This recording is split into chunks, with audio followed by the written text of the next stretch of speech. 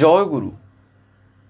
শ্রী শ্রী ঠাকুর বলতে পারেন যখন একদম প্রথমের দিকে যদি দেখা যায়, যে সময় ভক্ত কিশোরী মোহন কিংবা বলতে পারেন আরও অন্যান্য তখন খুবই কম। এবারে এই যে তাকে ঠাকুর বলা কিংবা ঠাকুর যে বলছি আর মনেও যে সেই ভাব নিয়ে চলছি, তো এই ক্ষেত্রে যখন একেবারে প্রথম দিকে যদি লক্ষ্য করা যায়, তাহলে ভক্ত কিশোরী মোহন যখন তিনি শ্রী শ্রী ঠাকুরের কাছে বলতে পারেন একদম প্রথম আর কি যখন আসতে থাকেন, যখন তার সঙ্গ করেন, সেই মুহূর্তে এমনই অনেক ঘটনা ঘটেছে যা শুনলে বলতে পারেন এমনই একটা নিজের মধ্যে ভাব জাগে, সেখানে বোঝা যায় যে বাস্তবে ঠাকুর যে কী কিংবা ঠাকুর যে কেমন। তার কারণ আমরা যদি একটু লক্ষ্য করি, দেখবেন ভক্ত কিশোরী মোহন অর্থাৎ শ্রী শ্রী ঠাকুরের বলতে পারেন এমনই একজন ভক্ত, এমনই তার বিশ্বাস, তার বলতে পারেন এমনই টান, এমনই ভালোবাসা ছিল ঠাকুরের প্রতি, তা যত শোনা যায় শুনলে মনে হয় যেন আরও একটু শুনি। তার কারণ তিনি ভক্তিতে, তিনি বিশ্বাসের স্থলে এতটাই তিনি বলতে পারেন কঠোর ছিলেন, সেখান থেকে তিনি এতটুকুও নড়তেন না। কিন্তু যখন তিনি ঠাকুরের কাছে প্রথম এলেন, যখন তিনি ঠাকুরের সাথে প্রথম যখন তার সঙ্গ হচ্ছে, সেই সময় তো বিশ্বাস তো আসেনি, সেই সময় তো সেরকম ভাব তো আসেনি, যেটা স্বাভাবিক, যেটা ন্যাচারাল একটা ব্যাপার। তাই সেই সময় তিনি শ্রী শ্রী ঠাকুরকে বহু রকমভাবে পরীক্ষা করেছিলেন যে বাস্তবে ইনি আদৌ ঠাকুর তো।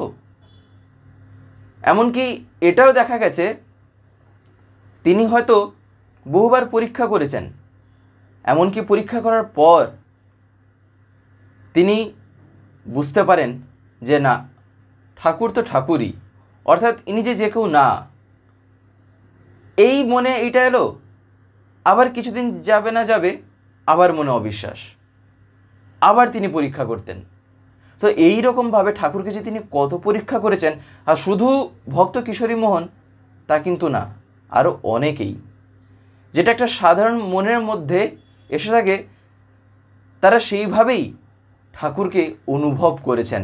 এই বিভিন্ন রকম যে পরীক্ষা যে ঠাকুরকে যে তারা করেছিলেন, তার ভিতর থেকে একবার এমনই একটা ঘটনা ঘটে যেখানে শ্মশানে পর্যন্ত গিয়েও সেই পরীক্ষায় ঠাকুরকে উপস্থিত হতে হয়। অর্থাৎ ভক্ত কিশোরী মোহন কি করেন না, একদিন তার মনে, এর আগে তিনি বহু রকমভাবে পরীক্ষা করেছেন, আবার তার মনে একবার কি হয় না, তেমন একটা যে টান নিয়ে, একটা যে জোর নিয়ে, যে একটা বিশ্বাস তার শুধু এদিক ওদিক হচ্ছে, শুধু টলছে, স্থির থাকতে পারছে না। তার মধ্যে থেকে একদিন আবার এতে কি হয়, তিনি মনে মনে ভাবছেন ঠাকুরকে অবতার বলে মনে হয়, অনেক প্রমাণও পেয়েছি, অর্থাৎ এর আগে যেহেতু পরীক্ষা করেছেন অনেক রকমভাবে, কিন্তু সময় সময় অবিশ্বাস হয়, সময় সময় আবার অবিশ্বাস হয়। কেন না, মন সময় সময় মানতে চাইছে না, মন তো কখনো এইদিকে কখনো ওদিকে ছুটছে। এইবারে তার মনে কি হয়, একটা ভাব জাগে, তা হচ্ছিল, দেখবেন আমরা কিছু কিছু ক্ষেত্রে শুনে থাকি, দেখবেন বলা হয় আমি ঈশ্বর লাভ করতে চাই, আমি ভগবানকে জীবনে পেতে চাই, দেখবেন আমরা শুনে থাকি। তো এইরকমভাবে তার মনেও একটা ভাব জাগে। তখন তিনি ভাবেন তবে কি আমি বুঝতে পারবো না? আমার ভাগ্যে কি তাহলে ভগবান লাভ হবে না? এই যে এইবারে মনে এলো, আসতে না আসতেই শুরু হয়ে গেল তার পরীক্ষার সেই সময়। অর্থাৎ ঠাকুরকে তিনি এইবারে পরীক্ষা করবেন। কেমনভাবে না, সেই সময় হচ্ছিল মাঘ মাস, মানে কনকনে ঠান্ডা যাকে বলে। আর সেই সময় রাত্রে তখন তিনি বাইরে আছেন, অর্থাৎ ভক্ত কিশোরী মোহন।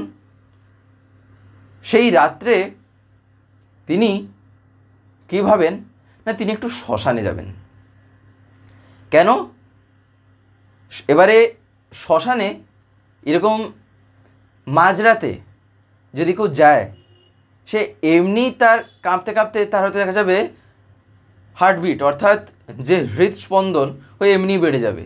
যদি একটু তার ভয় থাকে বা বলতে পারেন একটু যদি অন্ধকার থেকে ভয় পায়, কিংবা সেই রকম একটা পরিবেশ গেলে, সবার যে একটা ব্যক্তিত্ব, সবার যে পার্সোনালিটি তো একই রকম হবে তা তো মোটেই না। কিন্তু বেশিরভাগ ক্ষেত্রে আমরা দেখি সেসব জায়গায় গেলে একটু ভয় লাগে, তাই না?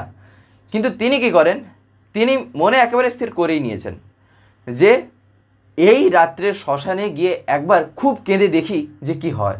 খুব কাঁদবো আজকে আমি, আজ শ্মশানে বসে খুব কাঁদবো, এবারে তা প্রাণ যাক আর থাক। তিনি মনে স্থির করে নিয়েছেন, তার কারণ তার ইচ্ছা, তার আশা ভগবানকে জীবনে তাকে লাভ করতেই হবে। এমনকি তিনি এখন যে ঠাকুরকে দেখছেন, তার এই যে আবার মনে মনে কখন বিশ্বাস কখন অবিশ্বাস, এরকম শুধু বলতে পারেন দুদিকে মনটা টলছে, এই জিনিসটাকে তিনি কাটাতে যেরকমভাবে হোক তিনি চাইছেন। তখন তিনি ভাবছেন যে হয় মন্ত্রের সাধন কিংবা শরীর পাতন, মনে তিনি ভেবে নিয়েছেন।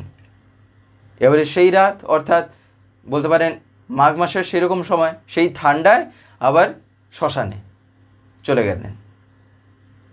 ঘোর অন্ধকার রাত্রি, আকাশ পুরো মেঘলা, কাউকে কিছু বলেননি। ভক্ত কিশোরী মোহন যে তিনি যাচ্ছেন তা পর্যন্ত তিনি কাউকে জানানোনি, আশেপাশে যে কাউকে জানিয়ে গেছেন তাও না।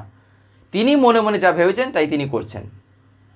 এবারে চললেন শ্মশানের দিকে।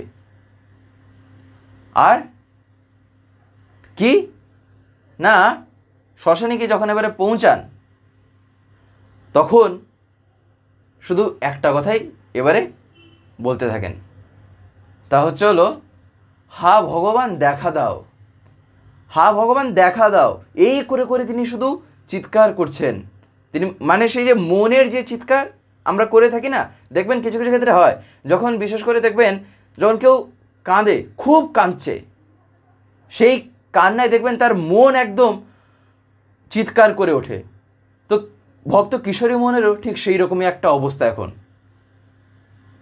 তিনি বললেন না যে আজকে আমি শ্মশানে গিয়ে বসে খুব কাঁদবো, তো তিনি তাই এখন করছেন, গিয়ে বসে সেই রকমভাবে তিনি ডাকছেন, আকুল প্রাণে তিনি কাঁদছেন আর এই কথা বলছেন।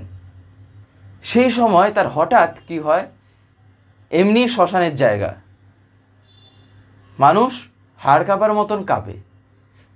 সেই সময় তার কানে কয়েকটা শৃগাল যখন একসঙ্গে চিৎকার করে, সেই সময় যখন একটা যেমন শব্দ হয়, তার কানে একটা সেরকম শব্দ আসে। তারা যে ডাকছে, অর্থাৎ সেই যে শৃগালগুলি যে ডাকছে তা তিনি শুনতে পান। আর তিনি সে সময় একটু চমকে ওঠেন, তার কারণ তিনি তো একলা, সেখানে তিনি একলা গেছেন, কাকে নিয়েও যাননি। এই রকম একটা অবস্থা, ভয় পেয়ে তিনি কাঁপছেন। আর সেই রকম একটা জায়গা যেটা পুরো নিস্তব্ধ, মানে জনপ্রাণীহীন, সেখানে একটা কারোর দেখা নেই, পুরো জনপ্রাণীহীন একটা এলাকা। হঠাৎ সেইখানে কি হয় না, সেই ঘোর অন্ধকারচ্ছন্ন সেই রাত্রে সেই শ্মশানে হঠাৎ একটা মনুষ্য কণ্ঠধ্বনি হলো। একটা মানুষের কণ্ঠ থেকে কি হলো না, একটা শব্দ বেরোলো। তা কি না ডাক্তার। এইখানে একটা কথা বলে রাখি, এটা একটু জেনে রাখা ভালো। এই যে ডাক্তার, এই ডাক্তার কথাটা যে তিনি এমন কিছু শুনতেও পান, দেখেন এইবারেই আমরা আস্তে আস্তে শুনবো, আরও জানবো যে কীভাবে ঠাকুরের যে সেখানে আসা হয়। আমরা সবাই জানি শ্রী শ্রী ঠাকুর যে তার মায়ের ইচ্ছায় যে ডাক্তারি যে পড়েছিলেন, অর্থাৎ তার মার ইচ্ছা ছিল যে ছেলে ডাক্তারি পড়ুক, তাই শ্রী শ্রী ঠাকুর ডাক্তারি বিদ্যায় বলতে পারেন সেই যে জিনিসগুলি সেগুলো তিনি অর্জন করেছিলেন। ঠাকুর তো বলেইছিলেন না যে আমার মায়ের ইচ্ছেটাই আমার জীবনে আমি প্রতিনিয়ত পালন করার চেষ্টা করে চলেছি, তা না করলে আমার ভালো লাগে না। আর এমনকি তখন গ্রামে ঠাকুরকে সবাই ডাক্তার বলেই ডাকত, বেশিরভাগ ক্ষেত্রেই। কি গো ডাক্তার, ও ডাক্তার, এইরকমভাবে কিছু কিছু ক্ষেত্রে দেখা যাচ্ছে ঠাকুরকে তখন গ্রামের লোকেরা ডাকতো। তখন তো ঠাকুরের বয়স তো এমনি তো খুবই তো কম, তাকে সবাই যে সেই সময় যে দেখছেনও সেই দেখা একটা আলাদা রকম ভাব নিই, তাই না? যেমন একটা ধরেন একটা কোনো মানুষকে যদি আমরা নর্মাল যেমন দেখি, যাকে দেখলে যেমনভাবে আমরা ডাকি, ঠাকুরকে সবাই সেরকমভাবেই দেখতো, ডাকতো। তাই সে যে ডাক্তার, সে ডাক্তার শব্দ কি না কিশোরী মন্দা সেইখানে বসে তখন শুনতে পান। আর সেই শব্দে কি না তিনি আরও ভয়ে কেঁপে উঠেছেন। কি না তিনি তখন মনে মনে ভাবছেন, এটা কি করে সম্ভব? কি এই রকম রাত্রে, এই শীতের রাত্রে ঘোর অন্ধকারে, একটা মেঘাচ্ছন্ন একটা বলতে পারেন ঘোর অন্ধকার যে শীতের রাত, এই রকম একটা ভীষণ শ্মশানে কে আমাকে ডাক্তার বলে ডাকবে? এটা কি ভূত নাকি? তখন এইটা তিনি মনে মনে ভাবছেন। আবার তার কানে একটা শব্দ এলো, আবার সে শব্দ ছিল ডাক্তার। আবার যখন তিনি শোনেন তখন তিনি একটু এমনিতেই তো ভয় পেয়ে আছেন, তার উপরে আবার এইরকম ডাক্তার যে একটা ডাক, তখন তিনি একটু ভয় পেলে, যখন আমরা দেখবেন কথা বলি না গলাটা একটু ভাঙা ভাঙা অবস্থায় থাকে, তখন তিনি জিজ্ঞাসা করছেন যে তুমি কে? বাস্তবে সেই যে ডাক্তার শব্দ যে তিনি শুনতে পাচ্ছেন, সেই ডাক্তার শ্রী শ্রী ঠাকুর নিজে ডাকছেন, অর্থাৎ শ্রী শ্রী ঠাকুর নিজে বলছেন ডাক্তার। দেখেন লীলা কাকে বলে, ধরা তিনি এত সহজে তো কখনোই দেবেন না, তাই না? তখন শ্রী শ্রী ঠাকুর অলরেডি সেখানে পৌঁছে গেছেন, ঠাকুর ডাকছেন, ঠাকুর বলছেন ডাক্তার। প্রথমবারও ঠাকুরই বলেছিলেন ডাক্তার। তখন যখন কিশোরীদা জিজ্ঞাসা করেন যে তুমি কে, তখন উত্তর আসছে, অর্থাৎ কিশোরীদা শুনছেন যে আমি। ঠাকুর শুধু এইটুকুই বললেন যে আমি। আর এই আমি শব্দটা শুনে মানে কিশোরীদা যখন শুনলেন, তার মানে বুকটা পুরো কেঁপে উঠেছে। তার কারণ এই শব্দটা একটা এমনইভাবে তিনি শুনলেন যে শোনায় তিনি কি যে ভাববেন, কি যে করবেন তিনি তা বুঝতে পারছেন না। তখন তিনি আবার জিজ্ঞাসা করেন যে কে তুমি? তখন শ্রী শ্রী ঠাকুর বলেন আমি অর্থাৎ শ্রী শ্রী ঠাকুরের নাম তো অনুকূল চন্দ্র চক্রবর্তী, আমরা সবাই জানি। এবারে ঠাকুরকে সবাই মানে যারা একটু বয়সের দিক দিয়ে, ঠাকুর যে সময় সশরীরে লীলা করেছিলেন, ঠাকুরকে তো কিছু কিছু জন তো অনুকূল, বাবা অনুকূল, এরকম বহু নামে ডাকতেন। তো ঠাকুর তার নামটা পুরো বললেন না, ঠাকুর শুধু বললেন আমি কিশোরী মোহনদার তো এবারে বিশ্বাস হচ্ছে না এত সহজে। তিনি কি ভাবছেন, আমি এ কেমন কথা? তখন তিনি আরও কি ভাবেন, তার মনে ভয় আরও এবারে জেগে ওঠে। কি, যে জায়গায় তিনি আছেন শ্মশান, এমন সময় এই রকম কথা।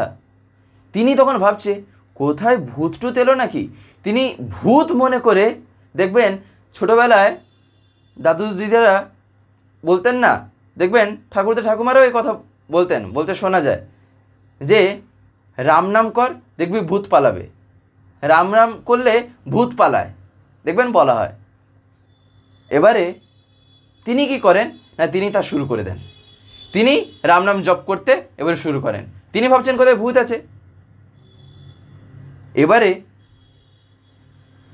এই যে সময় তিনি তখন শুরু কেন করলেন না, তার কারণ তিনি নিজেই শুনেছিলেন তার দিদিমার মুখ থেকে যে রাম নাম করলে নাকি ভূতে পালায়, তাই তিনি শুরু করলেন। কিন্তু তাতে কি হবে, বাস্তবে তো সেখানে তো ভূত তো আর কিছু নেই, শ্রী শ্রী ঠাকুর সেখানে স্বয়ং উপস্থিত। তখন তিনি যে সেখানে বসে বসে যে এইরকমভাবে শুরু করলেন, তখন আর একবার শ্রী শ্রী ঠাকুর তখন বলছেন, সত্যিই আমি অর্থাৎ আমি যে সত্যিই তাই। মানে কিশোরীদা যাকে নিয়ে পরীক্ষা করছেন, যাকে নিয়ে তিনি এই শ্মশানে বলতে পারেন যে ভাবটা নিজে এসছেন, যে বাস্তবে তিনি তাই তো আমি যা ভাবছি। তো ঠাকুর সেই রকমভাবে কিছু কিছু করে তাকে একদম সহজ ভাষায় যদি আমরা এখন শুনি, হিন্টস দেওয়ার মতন ঠাকুর তখন তাকে ছোটো ছোটোভাবে সেরকম বলছেন, সত্যিই আমি তখন এবারে কিশোরীদা জিজ্ঞাসা করছেন, কোন তখন শ্রী শ্রী ঠাকুর বলছেন, আমি চক্রবর্তীর ছেলে ডাক্তার তখন কিশোরীদা এইবারে বলছেন, তা তুমি যে হও, তুমি দূরে থাকো, কাছে এসো না, তুমি আমার কাছে এসো না। এইবারে যখন কিশোরীদা বলেন, তখন শ্রী শ্রী ঠাকুর বলছেন, আমি বাস্তবিক বলছি আমি অর্থাৎ আমি যে বাস্তবে তাই, তুমি যা ভাবছো সেটা ঠাকুর বাস্তবে তাকে বলতে চাইছেন যে আমি বাস্তবিক বলছি আমি তুমি কাছে এসে দেখো না, অর্থাৎ ঠাকুর তাকে কাছে আসতে বলছেন। তখন কিশোরীদা তো এত সহজে মানছেন না, তিনি সেরকমভাবেই বসে আছেন। তখন কিশোরদা আবার বলছেন, তুমি যে হও, তুমি দূরে থাকো, আমি রাম নাম করছি, তুমি শুনছো না। অর্থাৎ কিশোরীদা তো ভাবছেন ভূত এসছে, ভূত আছে, তাই রাম নাম শুরু করেছেন। কিন্তু তিনি যে ভাবটা নিয়ে রাম নাম করছেন তা কি না, এই রাম নামে বুঝি ভূতটা পালাবে, তাই তিনি রাম নাম করছেন। তখন শ্রী শ্রী ঠাকুর সেই কারণে সেই ভাবটাকে কেন্দ্র করেই বলেন যে রাম নাম করে তাহলে কি হবে, আমি সত্যি সত্যিই অর্থাৎ ভূত হলে না হয় একটা মানতাম যে হ্যাঁ তুমি যে সেই ভাবটা নিয়ে যে করছো, নামটা যে তুমি সেই ইয়েতে করছো যে ভূত পালাবে তাই আমি রাম নাম করছি, কিন্তু তুমি যে ভাবটা নিয়ে যে উদ্দেশ্যে যে রাম নাম করছো অর্থাৎ সেই ভূতটা যে পালাবে, ভূতের তখন এখানে জায়গাই নেই, ঠাকুর সেখানে স্বয়ং আছেন, তাই ঠাকুর সেই ভাব নিয়ে বলছেন, তাই এখানে সেটা করে কি হবে, আমি তো সত্যি সত্যিই তখন কিশোরীদা এইবারে মনে মনে চিন্তা করছেন যে লোকটি রাম নাম করছে, তবে বোধহয় ভূত না। তার কারণ ভূত তো রাম নাম করতে তো কখনো পারবে না, এমনকি সে যে পারে না তা তো আমি শুনেছি, অর্থাৎ এমনকি সে যে পালায় উল্টো, করার তো দূরের থাক। তখন শ্রী শ্রী ঠাকুর আবার বলছেন যে ওসব ভেবে কি হবে, ওসব ভেবে কি হবে। এইবারে শ্রী শ্রী ঠাকুর জিজ্ঞাসা করছেন, তুমি এখানে এলে কেন? তখন কিশোরীদা বলছেন, তা আমি যে জন্যই আসি না কেন, তুমি এলে কেন, অর্থাৎ তিনি ঠাকুরকে জিজ্ঞাসা করছেন। তখন ঠাকুর বলছেন, তুমি এসেছো বলে, অর্থাৎ কিশোরীদা যেহেতু এসছেন তাই ঠাকুরকে আসতে হয়েছে, বাধ্য তিনি আসতে। তখন কিশোরীদা বলছেন, আমি না হয় এলাম, আমি না হয় এলাম, আমি আমার ইয়েতে এসেছি, অর্থাৎ তিনি একটা পরীক্ষা করছেন, তার মনে একটা ইয়ে আছে, তার মনে একটা ইচ্ছা, ভগবানকে তিনি তার জীবনে তার দরকারি। তখন সেই ইয়েতে কিশোরীদা বলছেন যে আমি এলেম, তাতে তোমার আসবার দরকার কি? তখন ঠাকুর বলছেন, তুমি এলে কি আমি না এসে থাকতে পারি? তা তুমি এখন আমার সঙ্গে এসো। অর্থাৎ ঠাকুর কিশোরীদাকে ডাকছেন যে তার সাথে এখন যেতে। কিশোরী মোহনদার এখনও সন্দেহ কিন্তু যায়নি। তাই তিনি কি করলেন, এইবারে পরীক্ষা এখনও শেষ হয়নি, এ তো সবেমাত্র শুরু, কিছুই না, এটা হচ্ছিল জাস্ট বলতে পারেন পরীক্ষার একটা প্রারম্ভ হলো। এইবারে কিশোরীদা ঠাকুরকে বলছেন যে তুমি তাহলে আগে আগে চলো। কিশোরীদা কথা অনুযায়ী যেহেতু কিশোরীদা বললেন, শেষে ঠাকুর তো সবই বুঝতে পারছেন যে কিশোরীদা কী কারণে কেন কোন কথা যে বলছেন। তখন শ্রী শ্রী ঠাকুর এইবারে তিনি সামনে হাঁটতে শুরু করলেন, আর কিশোরীদা তার পিছনে পিছনে। ঠাকুর হাঁটছেন, কিশোরীদা হাঁটছেন। এই রকম কিছু কিছু সময় যাচ্ছে। তারপরে তিনি যে হাঁটছেন, তিনি লক্ষ্য করছেন এই হাঁটাটা বাস্তবে মাটিতে পাটা পড়ছে কিনা ঠাকুরের, তিনি সেটা লক্ষ্য করছেন। তিনি তো জানেন না যে এখনো পর্যন্ত যে বাস্তবে কী যে হবে না হবে, তিনি তো পরীক্ষার ইয়েতেই সব কিছু করছেন। তার কারণ তিনি ভাবছেন ভূত যদি হাঁটে তার পা তো মাটিতে তো পড়বে না, তাই যদি এখানে কেউ মানুষ যদি থাকে বা যদি তিনি যদি এসে থাকেন, তাহলে তিনি যদি হাঁটছেন তাহলে কিছু হলো মাটিতে পায়ের দাগ পড়বে, পায়ের ছাপ পড়বে। সেই ইয়েতে তিনি তাই ঠাকুরকে বললেন যে তুমি সামনে হাঁটো, আমি তোমার পিছনে পিছনে। এইবারে তিনি শুধু লক্ষ্য রাখছেন যে পা মাটিতে পড়ছে কি পড়ছে না, লক্ষ্য করছেন আর হাঁটছেন। তখন শ্রী শ্রী ঠাকুর একটা সময় তার মনের কথা বুঝতে পেরে কিশোরীদাকে বলছেন, দেখছো কেন পা মাটিতেই আছে। অর্থাৎ মানে ঠাকুরই যে সেখানে আছেন আর ঠাকুর যে বাস্তবে সেখানে হাঁটছেন, ঠাকুরের পাটা পর্যন্ত যে মাটিতে লাগছে সেই কথাটা তিনি আরও পরিষ্কারভাবে কিশোরীদার মনের যেহেতু একটা আরও ঠাকুর সেটা পরিষ্কার করে দিচ্ছেন যে আমার পা মাটিতেই আছে। তখন কিশোরীদা মনে মনে ভাবছেন, তিনি মনে মনে ভাবছেন যে আমি পিছন থেকে মনে মনে পা দেখছি, আমার সেই অন্তর্যামী ঠাকুর না হলে জানবে কি করে? আমার সেই ঠাকুরই তো জানতে পারবে, আমার সেই ঠাকুর যদি থাকে সেই জানতে পারবে, নাহলে ইনি জানলেন কিভাবে, তাই না? এইবারে শুরু হলো তার আরও পরীক্ষা। এটা তো কিছুই না, এটা তো শুধু এইবারে শ্মশান থেকে উঠে তিনি হাঁটতে শুরু করলেন কি না, সেইখানেই তিনি দেখছেন শ্মশানে যে তিনি এবারে হেঁটে হেঁটে যাচ্ছেন সেখানে ঠাকুরের পাটা পড়ছে কিনা মাটিতে। এরপরে আরও বহু কিছু কিশোরীদা করতে বললেন, সেইখানেই সেই রকম এত কিছু করতে বললেন যা প্রচুর কিছু, মানে কখনো বললেন কোথাও ডুব দিতে, কখনো বললেন মানে বলতে পারেন শ্রী শ্রী ঠাকুরের এই যে ডুব দেওয়া নিয়ে ঠাকুর সেখানেও কিভাবে যে ধরে দিয়েছিলেন। অর্থাৎ এই শ্মশান থেকেই যে তিনি যে নিয়ে আসছেন, পরীক্ষা তো শেষ হয়নি, আরও চলছে পরীক্ষা। ওই যে একটাকে বললাম না, এটা তো মাত্র শুরু হলো ঠাকুরকে পরীক্ষা করা। ঠাকুর এতক্ষণে এসে পৌঁছালেন, ঠাকুর তারপরে কিশোর থেকে ডেকে তুললেন, তারপরে এইবারে নিয়ে হাঁটতে শুরু করলেন। এইবারে তো আসল পরীক্ষা চলছে। এখনও পর্যন্ত তিনি তো ঠাকুরের দিকে তাকাননি, তার কারণ ঠাকুর তো সামনের দিকে মুখ করে হাঁটছেন, কিশোরীদা পিছন দিকে। এবারে আরও পরীক্ষা, আরও আস্তে আস্তে চলছে। আরও কি হচ্ছে না হচ্ছে তা আমরা পরবর্তী যে আলোচনাটি আসবে তাতে শোনার চেষ্টা করবো। তার কারণ অলরেডি এমনি 20 মিনিট ক্রস করে গেছে, না হলে দীর্ঘায়িত অত্যন্ত হয়ে যাবে। এই কারণেই এর একটা বলতে পারেন দ্বিতীয় একটা পর্যায়, দ্বিতীয় একটা বলতে পারেন পর্ব আর কি, সেটা আগামীকালই আসবে। অর্থাৎ এই ভিডিওটা আপলোড হওয়ার পর, এই ভিডিওটা আপনারা দেখার পরের দিনই চলে আসবে। তো যাই হোক, আজকের এই ভিডিওটা এবারে আমি এখানেই শেষ করব। শেষ করে আপনাদের কাছে একটি কথাই বলবো, যদি আজকের এই ভিডিওটি আমাদের ভালো লেগে থাকে তাহলে একটি লাইক করে দেবেন, সবার ভিতর শেয়ার করে দেবেন, কেমন লাগলো নিচে একটি কমেন্টে লিখে জানাবেন। আর যদি চ্যানেলটিকে এখনো সাবস্ক্রাইব করে না থাকেন তাহলে অতি অবশ্যই চ্যানেলটিকে সাবস্ক্রাইব করে পাশের বেল আইকন প্রেস করে অল করে রাখতে একেবারেই ভুলবেন না, আরও এরকম বিভিন্ন নতুন এবং ইন্টারেস্টিং ভিডিওস। আর তৎসহিত এই যে এইবারে কি ঘটতে চলেছে শ্রী শ্রী ঠাকুরের সাথে কিশোরীরা যে কী করবেন তা শোনার জন্য। জয় গুরু, বন্দে পুরুষোত্তম।